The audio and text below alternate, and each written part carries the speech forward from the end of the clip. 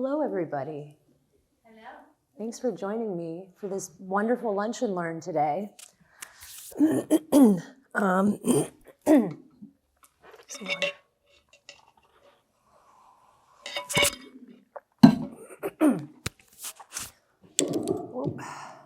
My name is Alex Anthes. My pronouns are she, her. I am the newest member at the Erie Art Museum as the education manager, which I love being here. But I wear a few different hats. I'm a visual artist. I'm a teaching artist. I've worked at the neighborhood art house. I've worked at Grounded Print and Paper Shop as a teaching artist there and program manager. I've taught at Penn West Edinburgh for a semester doing a foundational course in two-dimensional design. I was a teaching graduate assistant at Kent State University, my alma mater. And I've taught here at the Erie Art Museum for some of the free art days. So in conjunction with that, I'm also a waitress. I am a stepmom. And like everybody here in the room, I wear lots of different hats. So that's just a little bit about me. And I like to kind of bring in those elements because how nice it would be to say that I'm just an artist, but I'm not just that. Hi. So today's lecture or talk, I'll be kind of going into my thesis work and the show that I did for my thesis entitled Oh, Horse Hockey. But before I get into that, a little bit more about my background. So I'm not from Erie. I'm originally from Cleveland, Ohio.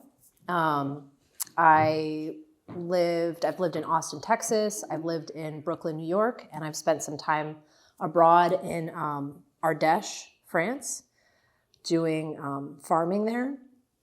So I've been a little bit all over the place. And then I landed in Erie about almost 5 years ago. And what brought me here was Grounded Print and Paper Shop, which is a local arts organization that's super awesome that I advise you to check out if you haven't. And yeah, so since that time, I have gone to grad school at Kent State University. I finished up my MFA this May.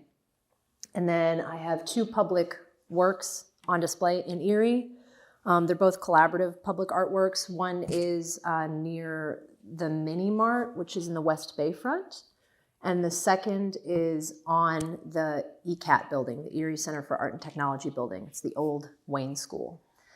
These were programs that were both funded by Erie Arts and Culture. The first one was funded by Erie Arts and Culture, and the second one as well, but was in conjunction with the walking routes incentive. Actually, Jamie also was a part of that as an artist. And then I also had public work in Cleveland's RTA, which is the Rapid Transit Authority. That's the public transportation in Cleveland. I think it's come down, but I had work displayed in some of the trains for a period of time. And right now I'm a resident artist at the Barber National Institute. So I'm working with special needs adults and kind of teaching them printmaking and working with them. And that's been a really humbling experience in terms of taking my practice and trying to make it adaptable and accessible, really wild. So that's a 20-day residency that ends in April. So that's a little bit about me. I'm just gonna kind of start with my artist statement, and then I'm going to pick certain excerpts from my thesis as we go through my exhibition work together. Before I start on my artist statement, I just want to begin with a quote by Michael Colby from the book Grief, A Philosophical Guide. In order to understand grief, we must confront some of the more unsettling realities of human life, that our emotions can sometimes prove difficult to comprehend or manage, that the people who matter to us are impermanent, and that because of this impermanence, our relationships with others are both sources of and threats to our sense of security, safety, and predictability. There is, then, much to be feared both in grief and investigating grief. So, loss is a major component of my lived experience, and it informs much of the work in my thesis exhibition, Oh, Horse Hockey. In this body of work, I explore my personal and familial relationship to grief. I engage the viewer through a working narrative of symbolic, metaphoric, and literal interpretations of grief. Through the use of reoccurring visual symbols of addiction, childhood, and celebration, I call attention to avoidance. These symbols are paired with imagery containing smoking, drinking, and television. Additionally, I employ abstracted figures, objects, and idioms, and Polish/personal symbols to further communicate my experience. Most glaring, however, is the inclusion of party ephemera. Its significance enlivens a contrapuntal read of this body of work, wherein the seemingly oppositional concepts of loss and celebration are made interdependent. It is in this spirit I offer the viewer a visual analysis of this sardonic concept, one that demonstrates how ultimately I cope with loss. So, this series of work contains 6 pieces that can function individually, but really function as a collective. And the title of this work is cataloged number 1, number 2, number 3, number 4, number 5, and number 6. And you're seeing just a little bit of each of those pieces there. This is how the pieces were displayed in the space, one kind of after the other in succession. And they're all roughly the same size, although they change in length and width.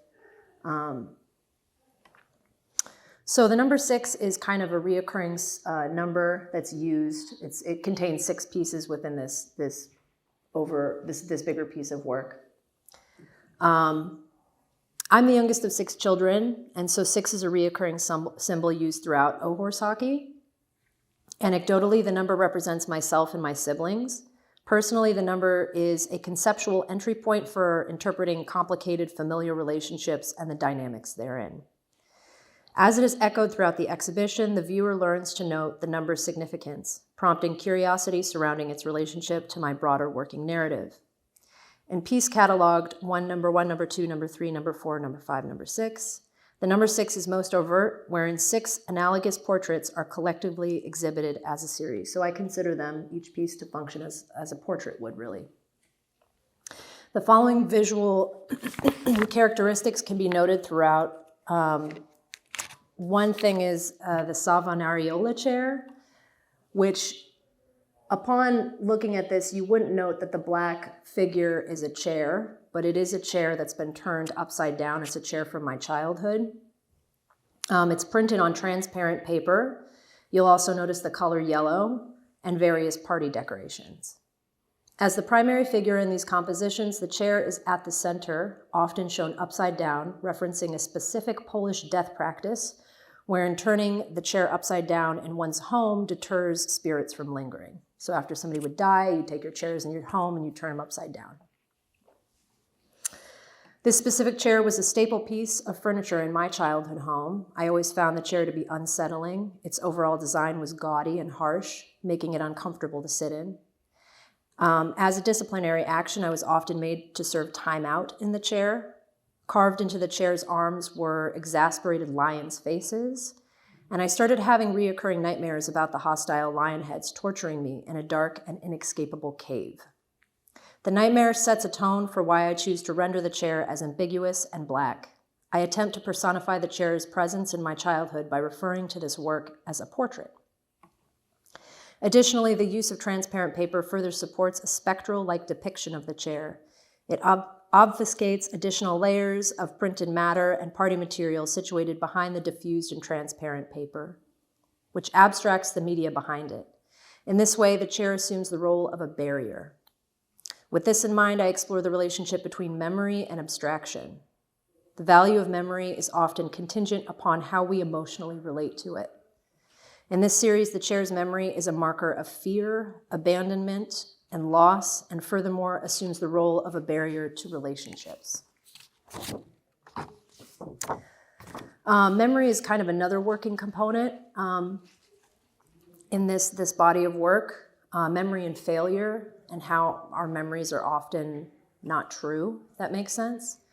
Memory and failure are interconnected themes that I explore throughout this body of work. One way in which memory and failure are related are through the concept of material memory. In this series, I use a large format printer as a tool for exploring material memory and how it fails to produce a true representation of the original object. Instead, I suggest that material memory renders the original like an apparition, one that I interpret through vellum and mark making as ashen, lucent, and abstract. So these chairs were printed using a large format printer. And basically what I was interested in doing was giving the printer all of these wrong prompts, like not assigning it to the correct paper media that you're supposed to. I was interested in telling it was a different kind of paper, and then consequently it yielded these really kind of ghostly and interesting prints of the chairs. Sometimes the ink would be dripping, or it was just totally unpredictable. And so there was something about that felt relevant to loss, relevant to grief, but also relevant to this process of like trying to remember something. And then also the ink became a material worth exploring and looking at, which as a printmaker I'm really interested in. And there's a couple of different schools of printmaking. There's the printmakers who are really formalists about their practice. And then there's people like me who want to just be in the conversation with painters and sculptors and just say, hey, we're using printmaking, but it's in a contemporaneous sense. So that's kind of an interesting, nerdy little point I like to make. This is a video just kind of showing you spatially what the setup was for the show. Just to kind of give a sense of, oh, that's not mine. It's my cohorts. So this is the first piece in the show. It's called, so like I said, these body of works function as like one working piece, but then they also function as individual pieces. So this is cataloged 1, 2, 3, 4, 5, 6, parentheses, pointed. So the material is vellum, inkjet, monotype, holographic, party fringe, confetti, black glitter, cardstock. In this piece, I was interested in centering the chair as a primary figure in this work. To overturn the chair for me means to reclaim power over familial narratives that no longer serve me. There is fear that can arise when we grieve or decide to change. Through the use of a contrapuntal framework, I attempt to celebrate grief and its vectors. And then I should also say on the front of it, it says, "Party's over," in like glitter text.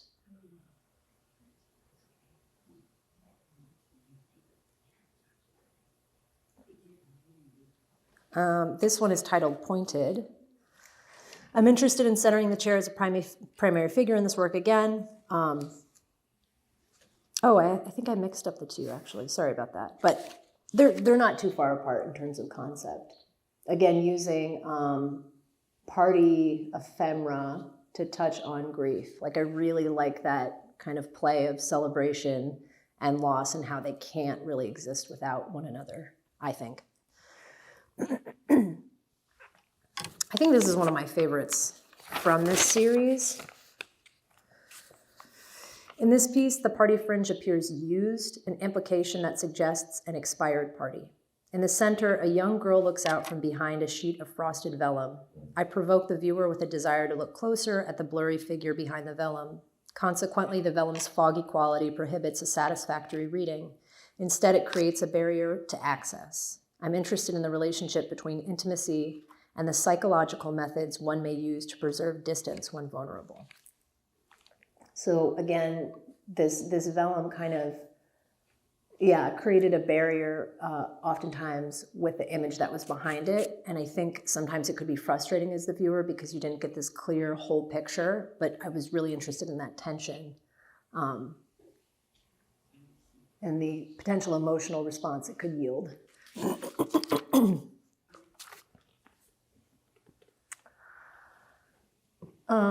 This piece is entitled Dunce.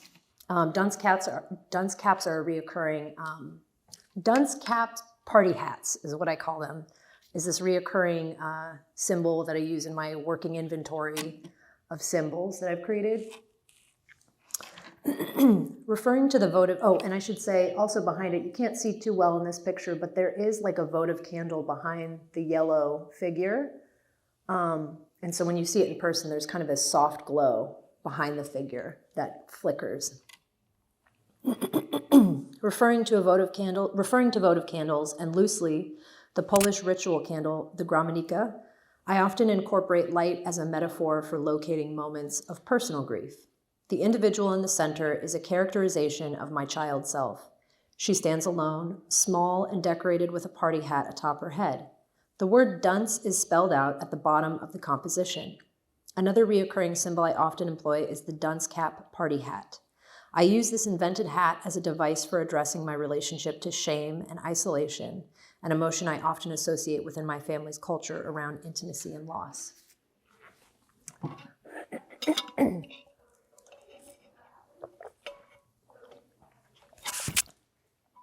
Whew. Heavy stuff, okay.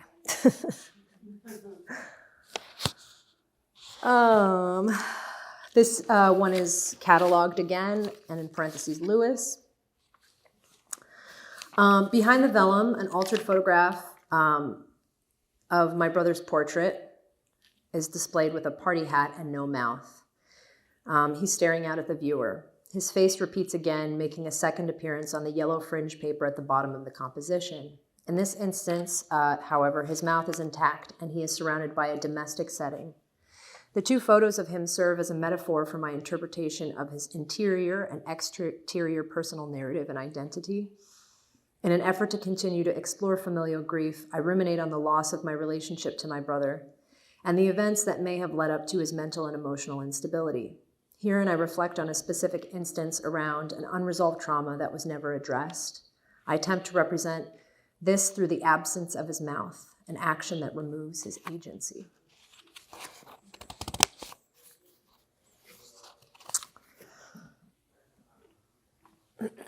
This piece is going to be in the spring show, if you want to see it. So excited about that. I just want to read a little bit about the use of party ephemera. So I utilize party material as a visual language to distract from the uncomfortable, and specifically to bridge the liminal space between grief and happiness.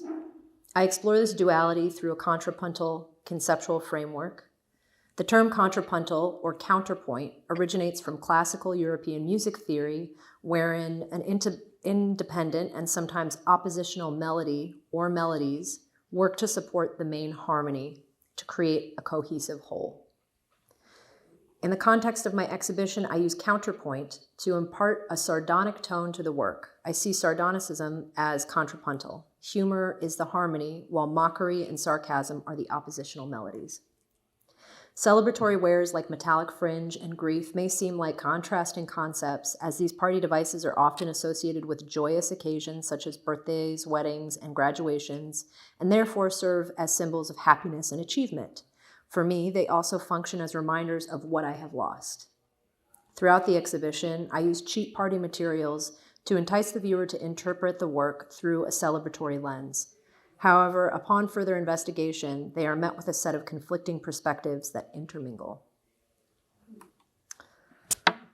So in this piece, you can't see it too well up here, but there's this Italian chair again turned upside down, the party fringe, clearly, and then in the back on the yellow piece of paper is a print of True Blue Kings, which are a type of cigarettes that my dad smoked. They were super cheap, and I have never seen, I don't think they're for sale anymore.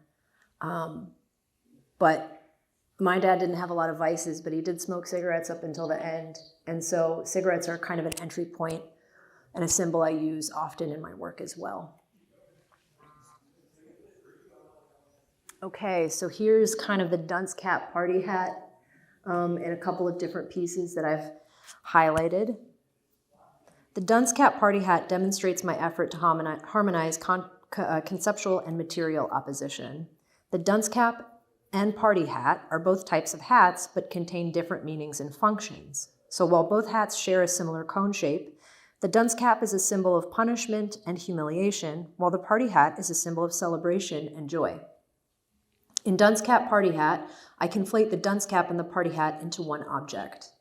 The cap hat is made out of an inkjet print, and I'm talking about the one in the upper left corner there, specifically, that features my face as a repeated motif. Large yellow letters spell out the word dunce vertically along the cap. The dunce cap is an object marked by a particular kind of shame, the shame of being seen as stupid or intellectually inferior. By making the proverbial bad student wear the cap, the teacher or authority figure essentially isolates them from the group as they are unfit to meet the authority standards and expectations. Consequently, this form of punishment generates feelings of worthlessness and lack of confidence. Unconventional to my dunce cap, however, is the inclusion of garish, metallic fringe, glitter, jewels, and a pink pom-pom at the point of the cap. This decorative language corresponds to the materiality of a party hat. The party hat, on the other hand, is a marker of unity. The significance of a party hat lies in its association with celebration and joy. It is a simple yet effective way to signify that a special occasion is taking place. Wearing a party hat is often seen as a fun and lighthearted way to participate in festivities. It can also be used to center the guest of honor. For the dunce cap party hat, I center myself as the guest of honor at my own hypothetical party, wherein I subvert the device used to elicit correction and instead celebrate reclamation through the use of cheap craft and humor.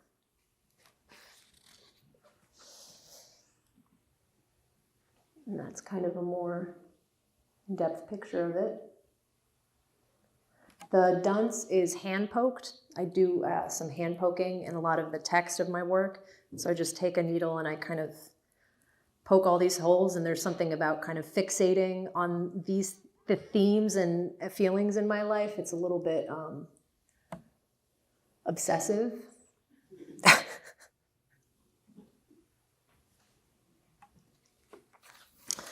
So I do also use quite a bit of text. I'm going to touch on that here.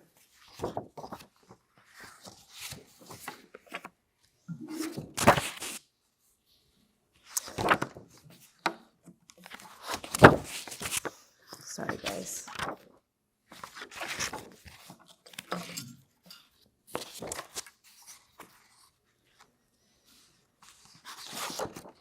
Okay. Idioms can be particularly an effective way of expressing complex emotions.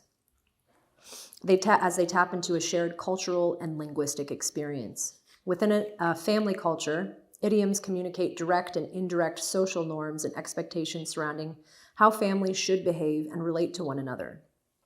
In my exhibition, I incorporate idioms used by my family, such as horse hockey, to reflect and reinforce certain family dynamics and values from my childhood. For example, the idiom horse hockey translates to mean nonsense, while the more abrasive counterpart to this phrase is horseshit. Other less abrasive synonyms for horse hockey include baloney, hooey, and hogwash. My mother would often use this idiom when she believed an assertion or act was absurd. In my thesis exhibition, I use "oh, horse hockey" as a point of entry for addressing dismissal and gaslighting. So here we see the word "ha-ha." This is taken from a kind of memory that I had. And there's a picture, this comes from an actual picture that I recreated using screen print. You can see that there's 6 candles, kind of where the eyes would be, on that yellow area at the top of the head. The hair is individual pieces of thread that are threaded through the paper. And then the ha-ha and the teeth are hand-poked, and there is a light that shines behind it. And I played with different LED lighting to see it, kind of what it would look like if it pulsed at different times. So sometimes the ha-ha would like sporadically pulse, and it was unnerving. You also see some poppies, which poppies are the national flower of Poland.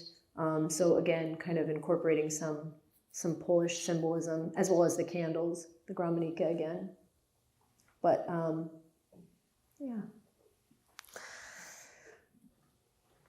This is the namesake of my thesis exhibition, "Oh, Horse Hockey," and I told you guys a little bit about that. In the print "Oh, Horse Hockey," I situate myself on the left side of the composition with my face obscured behind another figure. Most visible is my ear, which is depicted as red and radiating. I'm interested in emphasizing the ear as it is the mechanism for receiving verbal communication. Ultimately, I seek to explore how I learned to see myself through my family's vernacular, the inferred dismissiveness that I associate with the idiom horse hockey.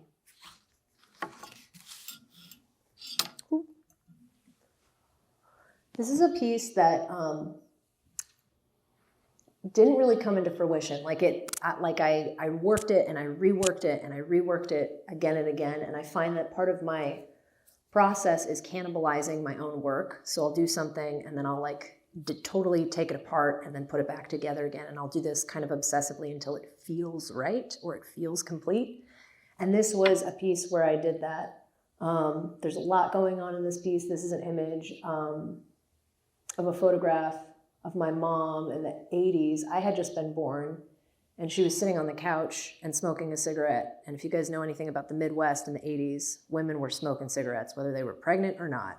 It was just okay to do that at the time. So that's what she was doing. And she was hanging out. She has a binky in the right hand, and then she's got the cigarette in the left hand, and kind of this, movement happening. And then again, her mouth is removed. So also really thinking about her experience as a woman and as a mother and where she was at. I mean, she had 6 kids over the course of 21 years, and how she has this cigarette in one hand and this binky in the other, I thought was a really interesting kind of, touching on her own self-soothing maybe. So then I tore up that print. And you can see if you focus on her head and hand there, you can see it on the right side of this composition near the girl with the dunce cap party hat. So then it got reincorporated into this collage print. And this is a lithograph, a collage lithograph. So I did a large scale litho on several different types of paper and media. And then I cut those up and I reincorporated them into one piece. So there's a lot going on. This is a mixed media print, but the foundation of the print, the black areas, that's all lithography. I can tell you a little bit about that. So this is a dinner scene. I really like looking at dinner scenes because I think there's a lot to be said about kind of the culture around eating within your family. At least there definitely was for us. So this is titled I Love Italy. So this is lithography, there's risograph, handmade recycled paper, confetti, highlighter, watercolor, screen print, glitter, and an embroidery thread. In this print, a dreamlike dining room scene takes place. I use symbolism, mark-making, color, and transparency to interpret my family's dynamics during gatherings. Drinking and alcohol were always prolific. And as a child, my siblings appeared larger than life. I mark movement and time through the use of repeated forms. And, there's a lot of other kind of symbolism happening there. You see there's a snake on the table. Somebody has a knife. It's kind of... What about the head with the tree? The head, oh, yeah, that's one of my sisters. She was very much kind of a mother figure to me later in life. So I think of her as somebody that she's rooted to home. I think of her very much as the foundation of being a kid and being at home.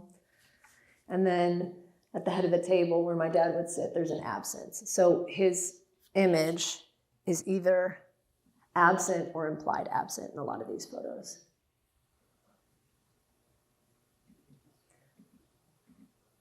And this is a close-up from that. And we see the candles again. And then some of that party ephemera, the confetti in the back. Okay, this piece, I love this piece. And I'll tell you why. So this piece has, you're looking at an ashtray. Maybe you guys recognize these ashtrays. We had them, my parents used these at barbecues a lot when I was a kid. These just very general 80s looking plastic ashtrays. And the ashtray is sitting on a piece of masonite that's been covered with floral textile to kind of imply a table, And then the cigarettes in the ashtray are gag cigarettes. So they've got like a little piece of aluminum that make it look shiny. And you're supposed to be able to like fake smoke them and blow out smoke, but it didn't work for me. But they're gag cigarettes, and then the ash in the cigarettes are a mixture of my dad's and mom's ashes.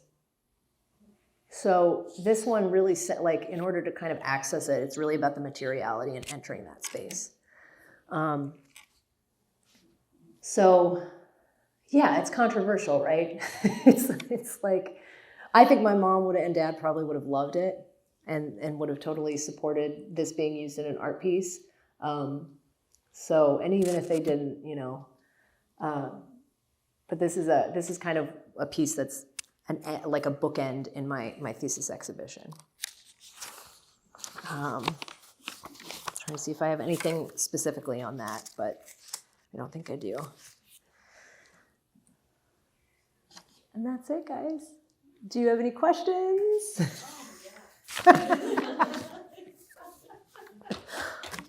Thank you. Thanks for this opportunity.